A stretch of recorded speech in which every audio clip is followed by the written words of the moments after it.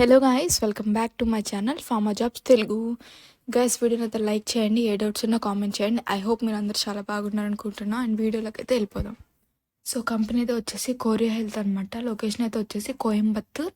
Hiring from the bioscience graduates. So bioscience graduates ఉంటారు కదా, so వాళ్ళకి మాత్రమే ఎలిజిబుల్ అనమాట. Location Coimbatore.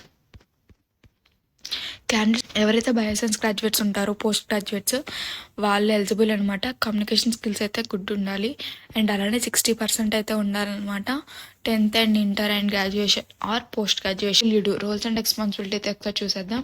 Account for coding and abstracting of patient encounters. Research and analyse the data needs for reimbursement.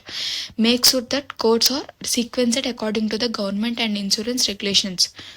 Ensure all medical records are filled and processed correctly. So make sure that codes are sequenced according to the government and insurance regulations. So అర్థమవుతుంది కదా. And అలానే medical records and fields are filled processed correctly.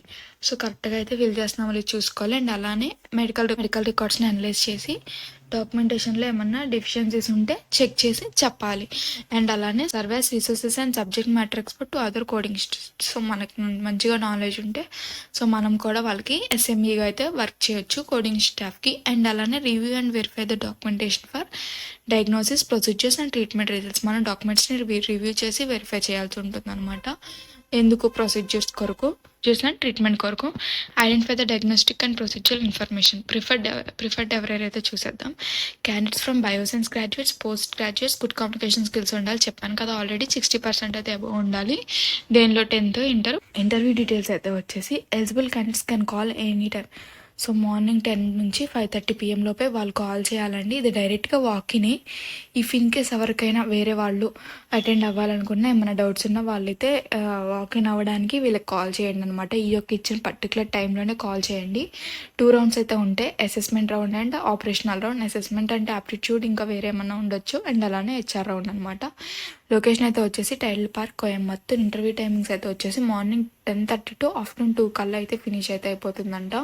Afternoon ఇంటర్వ్యూకి వెళ్ళే వాళ్ళు కూడా ఉంటారండి. Afternoon వెళ్ళొద్దు, morning ఇంటర్వ్యూకి వెళ్ళండి. అండ్ అలానే టైమింగ్స్ అయితే dates. So time and venue అయితే వచ్చేసి 7th December to 16th December వరకు టైం ఉంది. సో ఇంకా ఇఫ్ ఇన్ కేస్ మన ఛానల్లో కానీ ఎవరైనా తొందరగా వెళ్ళి ఇంటర్వ్యూకి అటెండ్ అయిన వాళ్ళు ఉంటే ప్లీజ్ ఏ క్వశ్చన్స్ అడిగారు, ఏంటి, అక్కడ ఎలా ఉంది, కోయంబత్తూర్ లొకేషన్లో ఎలా జరుగుతుంది ఏంటి అనేది కామెంట్ చేయండి. సో దాన్ని బట్టి నేను ఒక వీడియో అయితే చేసి పెడతాను. సో చాలా 16th వరకు టైం ఉంది కాబట్టి ఇంకో 1 week. ఇఫ్ ఇన్ కేస్ ఎవరైనా ముందు వెళ్ళే వాళ్ళు ఉంటారు కదా, సో నేను వాళ్ళకు కూడా కొంచెం యూజ్ అయితే అవుతుంది. ఓకే, ప్రిపేర్ అయ్యి వెళ్ళాలా ఏంటి అనేది.